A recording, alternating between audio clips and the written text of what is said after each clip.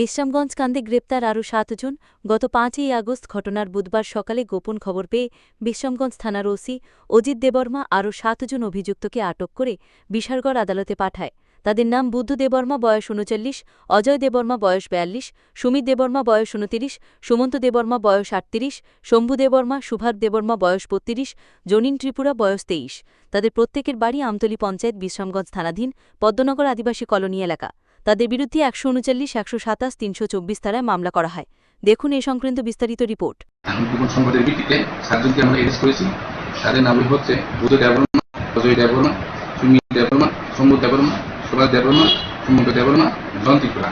তাদের বাড়ি কি স্যার বিশ্রামগঞ্জ এলাকায়? বিশ্রামগঞ্জের বিভিন্ন স্থানে তাদের এলাকা দশরের পল্লী আর বৈরমরা আর আদিবাসী কলোনিদের তাদের এলাকা। স্যার তাদেরকে কি কোর্টে পাঠানো হবে?